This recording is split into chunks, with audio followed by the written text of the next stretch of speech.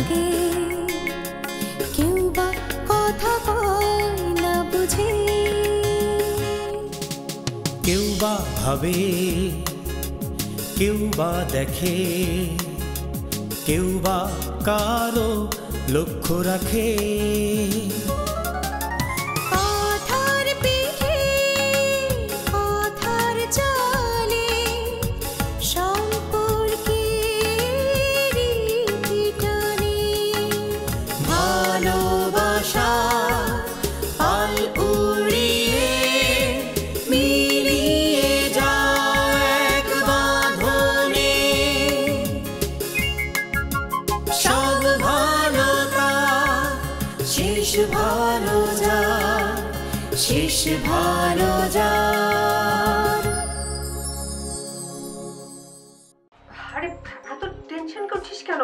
তোর এই ছোট পিপি থাকতে কোনো সমস্যা নাই, সব সামলে নেবো। কিন্তু আমি দাদা, বাবা, মা সবাইকে কি বলবোটা কি?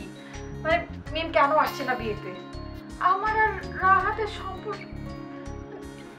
জ্যাক কিন্তু স্পষ্টভাবে বলে দিয়েছে যে আমাদের বাড়ির কেউ ও বাড়ির অনুষ্ঠানে যেতে পারবে না, মানে কেউ যাবে না। এটা একদম মানে কড়াভাবে জ্যাক বলে দিয়েছে। আমার কাছে খুবই গুরুত্বপূর্ণ জরুরি একটা খবর আছে। রাহাত ভাইজানদের বাড়িতে তার খালাতো ভাই আছে না, তিনি নাকি আপনাকে খুবই পছন্দ করে ফেলেছে।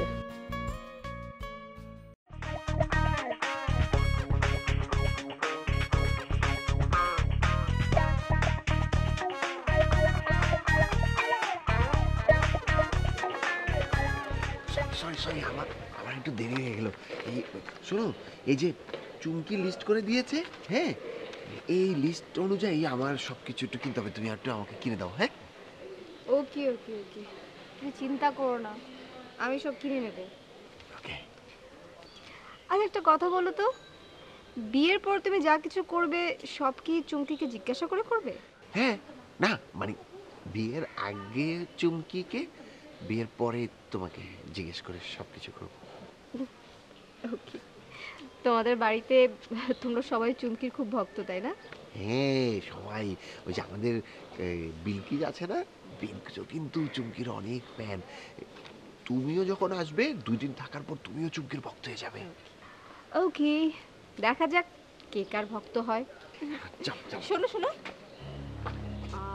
আচ্ছা আমার আর চুমকির মাঝখান থেকে তোমাকে যদি কাউকে পছন্দ করতে হয়, তুমি তাহলে কাকে পছন্দ করবে? দুজনকে? না না, দুজনকে না, মানে কি করবো, ওই যে চুমকি যখন কলেজে যাবে তখন তুমি, আবার তুমি যখন কি জারি করবো, দুজনকের মধ্যে কাল। ওকে ওকে ওকে ওকে, থাক থাক, আমাদের অনেক শপিং আছে। হ্যাঁ, আমরা শপিং শেষ করে এসেছি। তুমি এদিকে।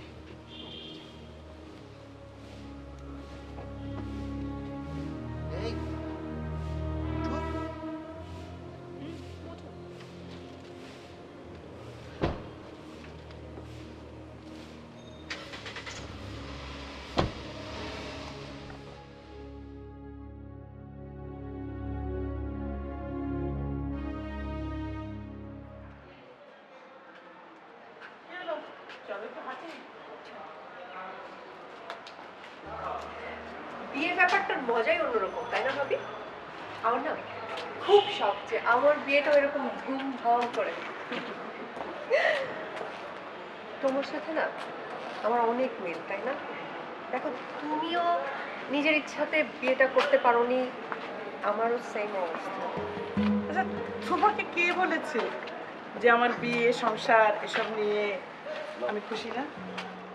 শোনো, তোমার ভাইয়ার মতন একজন মানুষকে জীবনসঙ্গী হিসেবে পাওয়া এটা অনেক ভাগ্যের ব্যাপার। তবে এটা ঠিক যে আমরা ঠিক এখনকার মতো এরকম আনন্দ ফুর্তি করে বিয়েটা করতে পারিনি, কিন্তু তোমার আর ইসাকের বিয়ের সময় তোমার ভাইয়া আর আমি সেই হতাশাটা একদম পুষিয়ে নেব। সেই আশা আর পূর্ণ হলো কিভাবে? দেখ 10-10টা বছর পার হয়ে গেল, তোমরা কেউ কি কিছু করতে পারলে? চল।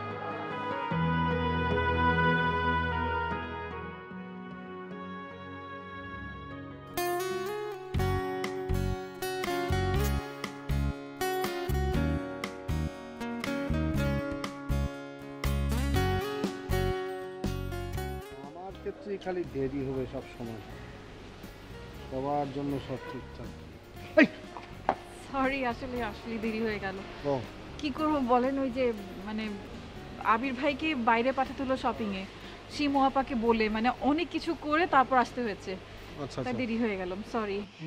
আমি তো আরো মানে ভাবছিলাম যে আচ্ছা, আমি না কখনো গাউসিয়া যাইনি আগে, আমার না চিন্তা হচ্ছে যে আমি কিভাবে কি শুরু করবো, এত বড় একটা লিস্ট আমার এত কিছু কিনতে হবে।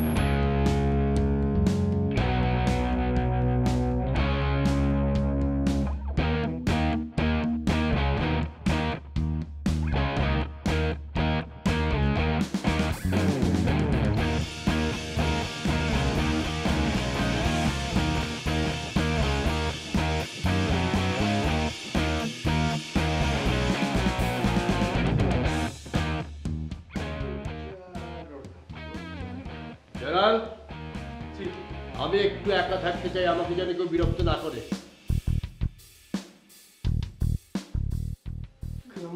এই ভয়ানক ঘটনা ঘটে গেছে। আরে ভয়ানক ঘটনাটা কি? এই ভাইজান আর চুমকি আপারে দেখে ফেলছে বড় স্যার। আল্লাহ, তাহলে তো কেয়ামত হয়ে যাবে আজকে। কি হবে? হে, এক কাজ কর, তুই যা, দেখ দেখ কি লাগে, মাথাটা ঠান্ডা কর, চাটা লাগলে দে। আমি আমি আমি যেতে পারবো না ক্লাম্মা। ওই যে স্যার যে মাথা গরম করে আছে, আমি যেতে পারবো না ক্লাম্মা। আচ্ছা, ইসাক কই? সে তো বাইরে গেছে।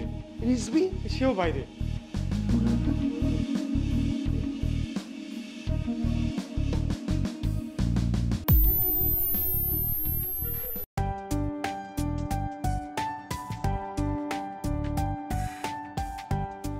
আচ্ছা, এইভাবে কি আমাদের সারাটা জীবন চলে যাবে বাইরে বাইরে দেখা করে? কেন ম্যাডাম, 10 বছর দূরে থেকে বুঝি দূরে থাকার শখ এখনো মেটেনি? ইসাক, আমি কিন্তু ইয়ার্কি করছি না, আই এম সিরিয়াস। আসলে তোমার প্ল্যানটা কি বলো তো? নাকি আদৌ তুমি কিচ্ছু ভাবছো না? আর চুমকিও তো আমাকে কিছুই বলছে না। আসলে রাহাত চুমকির বিষয়টা ভালো মতো মেটাতে পারলেই হয়তো আমাদের ব্যাপারটার একটা সমাধান হবে।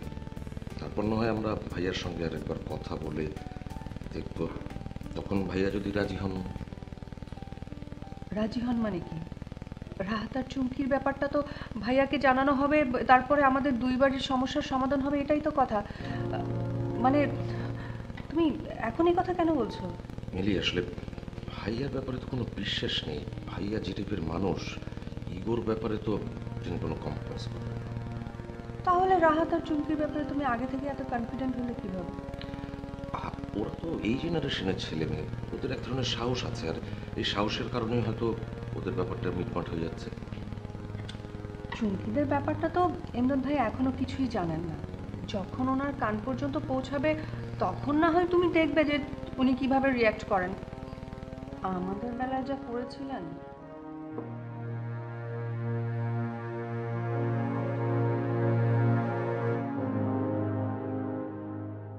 সেটা তুমি ঠিকই বলেছ।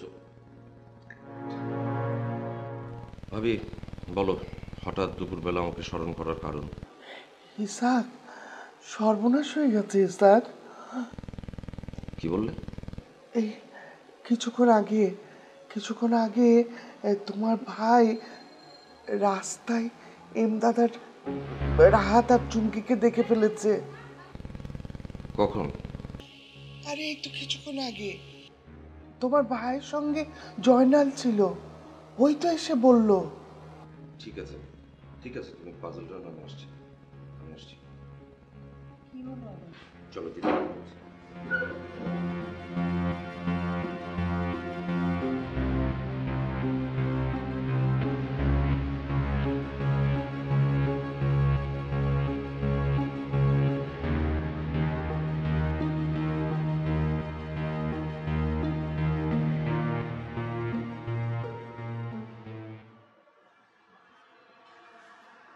কি ব্যাপার, ধম মানে বসে আছে? জুলেখা ভাবি কল করেছিল, বললো যে আজ সকালে নাকি চুমকি আর রাহাত একসাথে বের হয়েছে। ও ভালোই তো, আবিরের বিয়ের কাজের একজন সাথী পেল মেয়েটা। এই কদিন থেকে ওর উপরে যে প্রেশার যাচ্ছে। তবে একটা ব্যাপার শুধু এমদাদ না জানলে। শুধু জানা নয়, ওরা যখন বের হচ্ছিল এমদাদ তখন নিজের চোখে ওদের দুজনকে দেখেছে। বলো কি, কিভাবে দেখলো? আর এমদাদের সামনে দিয়ে ওরা গেলই বা কেন? অবশ্য আমি তো এতক্ষণ ছাদেই ছিলাম। কই এমদাদকে তো ষাঁড়ের মতো চেঁচাতে শুনলাম না। জুলেখা ভাবি বললো যে ঝড় ওঠার আগে যেমন প্রকৃতি থম ধরে থাকে সেরকম রিয়াক্ট করছে এমদাদ। জুলেখা ভাবি ওখানেই ছিল, কিন্তু তার সামনে দিয়ে হনহন করে নিজের ঘরে চলে গেল, আর যাওয়ার সময় জয়নালকে বলে গেল যে তার ঘরে যেন কেউ না ঢুকে। এই লক্ষণটা অবশ্য খুব একটা ভালো লক্ষণ নয়। তোমার মনে আছে ইউনিভার্সিটিতে আমরা যখন পড়তাম, হোস্টেল থেকে ফরহাদ না বলে একদিন ওর সাইকেলটা নিয়ে গেছিল। এটা জানার পরে এরকম হুম মেরেছিল। তার পরের পরিণতি তো তুমি জানো। এবারও কিছু একটা ঘটাবে না ভাবি, ভাইয়া এখন কি করতে পারে মানে সে সম্ভাবনা আমি অ্যাটলিস্ট বুঝতে পারছি না।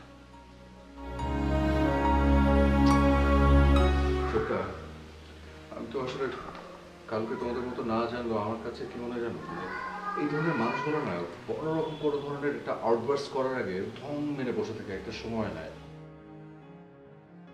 তাহলে এখন আমরা কি করব? আচ্ছা, এইসব মানুষজন এই অবস্থায় কি করে বাবা? মানুষজনের উদাহরণ দেখে লাভ নেই ভাবি। মানুষজন যা করে সেটা তো ভাইয়া করবেন না, কিন্তু আমি এটাও বুঝতে পারছি না ভাইয়াকে ম্যানেজ করবো কেমন করে। আমার কাছে কি মনে হয় জানো ছোটকা, আমার কাছে মনে হয় কালুর সাথে একেবারে গিয়ে সোজা মানে স্ট্রেইট ওয়েতে কথা বলে এটা নিয়ে, এত স্বাভাবিকভাবে যেন কিছুই ঘটেনি। তোর খালুকে তো ঠিক মতো চিনিস না বাবা, তাই এরকম ভাবতে পারছিস। কালামণি, এইসব বিষয় না এই সরাসরি কথা বলার বইটা এটাই ভালো কাজ করে, বিশ্বাস করো। হবে না রিজভি, হবে না। ওই বেশিরভাগের উদাহরণ ভাইয়ার ক্ষেত্রে খাটবে না। না তুমি যাই বলো না ছোটকা, যে কোনো সমস্যার সব থেকে ভালো সমাধানের উপায় হচ্ছে এই সরাসরি বসে কথা বলা, আলোচনা করা। আমার ধারণা তুমি কথাটা মানো। কিন্তু আমার কথা হচ্ছে এর পরেও ভাইয়া যদি ম্যানেজ না হন তাহলে তো ভাইয়ার সঙ্গে কথা বলার অপশনটাই বন্ধ হয়ে যাবে, তখন কি হবে? তবে ভাবি যদি একবার না না না না না না, তোমরা যাবে যাও, আমি বাবা ওনার সামনে যেতে পারবো না। আচ্ছা খালামুনি, আমি গিয়ে তো কোনো লাভ হবে না, তোমাদের বাড়ির সমস্যা তো আমি পুরোপুরি জানিও না। ছোটকা, আমার মনে হয় রিস্কটা তুমি নাও, পরে যাওয়া হওয়ার দেখা যাবে। ঠিক আছে, আমি রাজি। কি ব্যাপার ভাইয়া, তুমি এই দুপুরবেলা রেডি টেডি কোথায় যাচ্ছ? অফিসে একজন লয়ার আসবেন, জরুরি কাজ আছে। ও,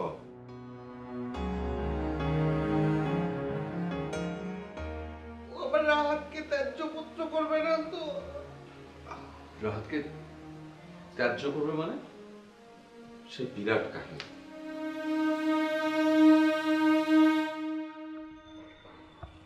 আচ্ছা, আপনি হঠাৎ করে আপনার সিদ্ধান্ত কেন পাল্টে দিচ্ছেন বলুন তো? আপনি তো সবসময় বলতেন যে আপনার এই শহরকে পছন্দ, এই শহর আপনার কাছে একটা জাদুর শহর মনে হয়। তাহলে এখন হঠাৎ করে সিদ্ধান্ত পাল্টে যাচ্ছে কেন? সিদ্ধান্ত কোথায় পাল্টে গেল? আমি কি বিদেশে চলে যাচ্ছি নাকি? না, ওই যে রিজি ভাইকে, আপনি তো রিজি ভাইয়ের কাছ থেকে প্রপোজ এক্সপেক্ট করছেন। এখন রিজি ভাই যদি আপনাকে বিয়ের প্রপোজাল পাঠিয়ে ফেলে তাহলে তো আপনাকে বিয়ে করে সিলেটে যেয়ে থাকতে হবে। ও, এই বিষয়। হ্যাঁ, তাহলে তো সিলেট যেয়েই থাকতে হবে।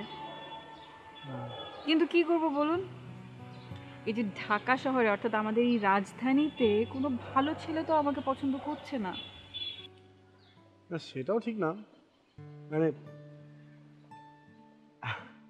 মানে এমন তো হতে পারে যে কোনো ভালো ছেলে মনে মনে ঠিকই আপনাকে পছন্দ করছে। সেই উদাহরণ তো আমার চোখে পড়ছে না, আর আমিও এরকম কাউকে দেখছি না, কিংবা আমাকেও কেউ এসে বলছে না।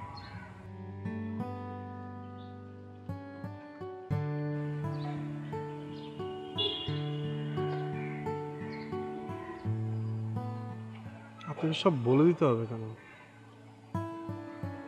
নিচ থেকে কি আপনি কিছুই দেখতে পান না?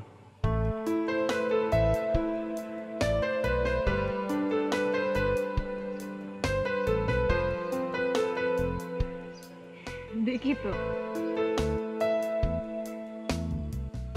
কি দেখতে পান? আপনাকে।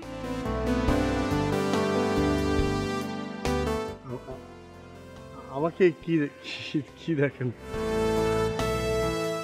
এই যে আপনার দুটো চোখ, আপনার নাক, আপনার ঠোঁট, আপনার কপাল। এই কপালে কি লেখা আছে বলতে পারবেন?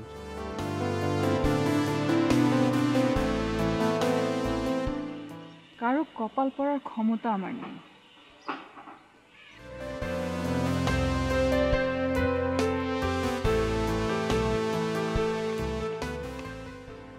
আচ্ছা, আমাদের না বিকেলবেলা একটা ডেলিভারি নেওয়ার কথা ছিল, সেটা তো এখন যদি না নেই তাহলে দেরি হয়ে যাবে। আমরা তো উল্টো দিকে চলে এলাম, চলুন যাই।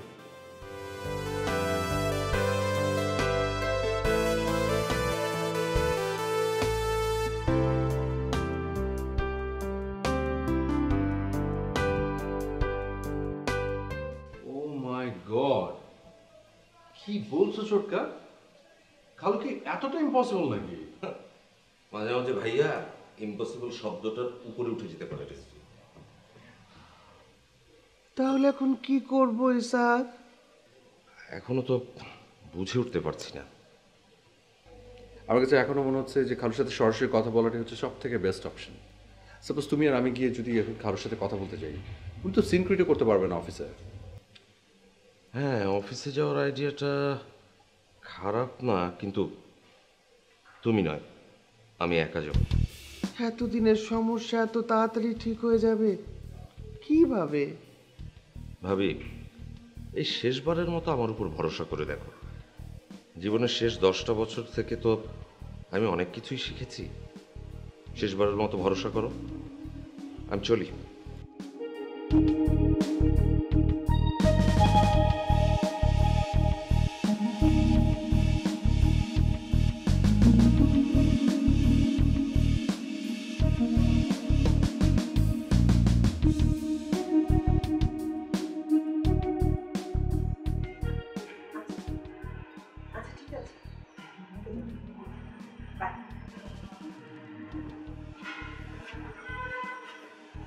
ইসাক নাকি আজকে এমদাদ ভাইয়ের অফিসে গেছে কথা বলতে।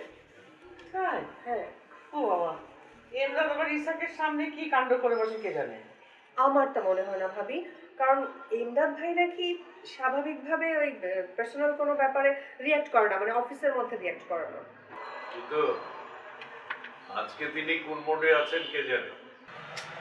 এত টেনশন করো না তো ভাইয়া, ইসাক যখন গেছে ও একটা ব্যবস্থা করবেই, ম্যানেজ করে ফেলবে।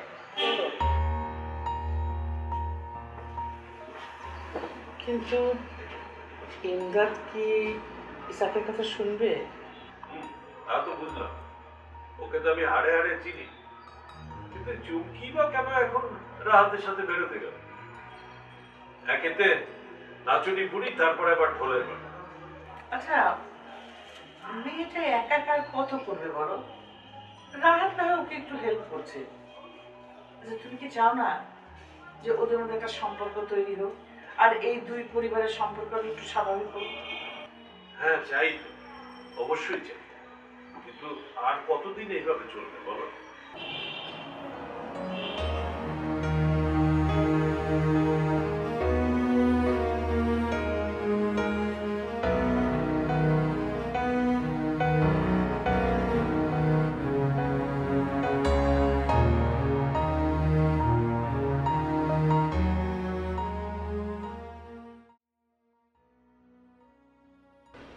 হ্যাঁ ভাবি বলো। ইসাক, পৌঁছেছো? ওহো ভাবি, আমি বাসা থেকে বেরোচ্ছি মাত্র 11 মিনিট হয়েছে। ও আসলে আমি খুব টেনশনে আছি তো ভাই। শোনো, খুব সাবধানে বলবে কথা, বেশি বলে ফেলো না আবার। আহা, আমি তো ছোট বাচ্চা না ভাবি, তুমি চিন্তা করো না তো, আমি সব ম্যানেজ করছি। না না, তোমার ভাইকে তো জানো, ওর এত রাগ, আমার খুব ভয় করছে ইসাক। রাখছি।